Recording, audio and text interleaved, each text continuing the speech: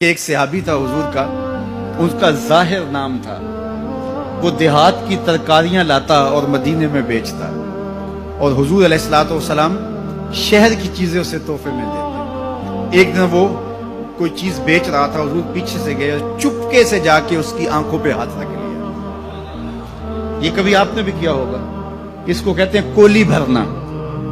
جب آپ کا کوئی گوڑا دوست ہو، بڑا جانی اور جگری، جس سے آپ بڑے فرینگ ہو، تو پھر وہ بیٹھا ہو اور آپ پیچھے سے چپکے سے جا کے اس کی آنکھوں پہ ہاتھ رکھ لیتے ہیں، اور پھر وہ بولتا ہے کہ کون ہے، اور آپ یہ دیکھنا چاہتے ہیں کہ میرا نام کس نمبر پہ آتا ہے۔ بات تو کرتا ہے کہ جناب تجھے یاد رکھتا ہوں، تو آج میں نے ہاتھ رکھے ہیں تو ظاہر اپنے قریبی دوستوں کا نام لے گا، تو میں کس نمبر پہ آتا ہوں۔ تو کسی کی کولی بھرنے کا مطلب یہ ہوتا ہے میں دیکھوں تو صحیح اس کو میرے سے محبت کتنی ہے۔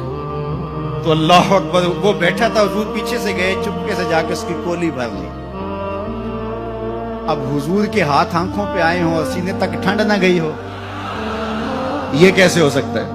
اس کو نہ پتا چلا ہو کہ حضور ہے، بلکہ حدیث میں آتا ہے کہ وہ بولتا نہیں، حضور آنکھیں دبا رہے ہیں اور وہ بولتا نہیں، بلکہ جب اس کو یقین ہو گیا کہ حضور ہی ہیں تو اس نے اپنی کمر کو پیچھے حضور کے سینے سے جوڑ کے رگڑنا شروع کر دیا، اور حضور دبا رہے ہیں کہ یعنی وہ بتائے کہ میں کون ہوں، لیکن وہ بولتا ہی نہیں ہے۔ مجھے میاں صاحب یاد آئے، لوگ تو اس کو مجاز کے معنی میں لیتے ہیں، میں یہاں یہ شعر پڑھتا ہوں۔ سفنے دے وچ ماہی ملیا تے گل وچ پا لیاں باواں، سفنے دے وچ ماہی ملیا تے گل وچ پا لیاں باواں، ڈر دی ماری اکھ نہ کھولاں متا پھر وچھڑ نہ جاواں، ڈر دی ماری اکھ نہ کھولاں متا پھر وچھڑ نہ جاواں۔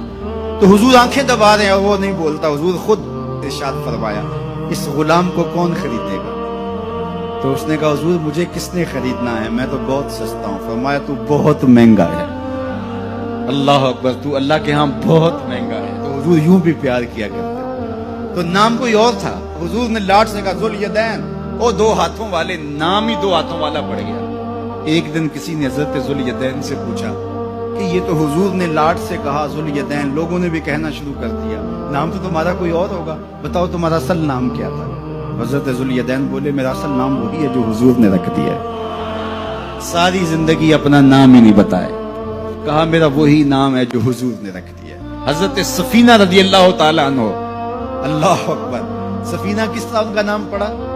نام اس طرح پڑا کہ جب قافلہ چلتا تھا تو حضرت سفینہ جو ہے وہ پیچھے رہتے، حضور نے کہا کہ تم ذرا پیچھے رہو، قافلے میں سے کسی شخص کی کوئی چیز گری پڑی ہو تو وہ اٹھا لیا کرو۔ پھر قافلہ جہاں پڑاؤ کرتا تو وہ آواز دیتے بھئی کسی کی کوئی شے گم ہے تو وہ مجھ سے لے لے۔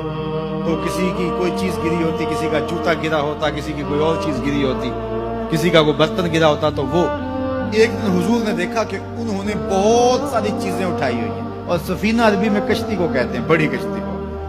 تو حضور نے فرمایا تو سفینہ ہے، تو کشتی ہے؟ اللہ اکبر، نام ہی سفینہ پڑ گیا۔ ایک قافلے میں بچھڑ گئے، پیچھے رہتے تھے، بچھڑ گئے، قافلہ نکل گیا۔ اب جنگل ہے اور کوئی رستہ سجھائی نہیں دے رہا۔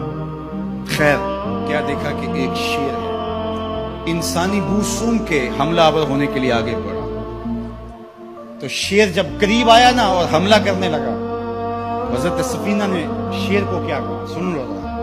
شیر کو مخاطب ہو کہ اس کی آنکھوں میں آنکھیں ڈال کے کہا یا ابل حارث انا مولا رسول اللہ صلی اللہ علیہ وسلم، اے جنگل کے بادشاہ سن، میں رسول اللہ کا غلام ہوں۔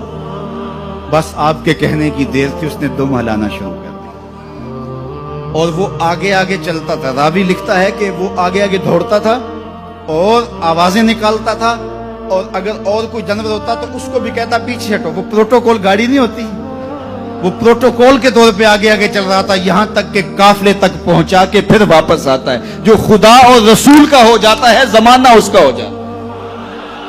تو کہا کہ تم کس کی تلاش میں لگے ہو، آؤ ذرا ان کے ہو کے تو دیکھو۔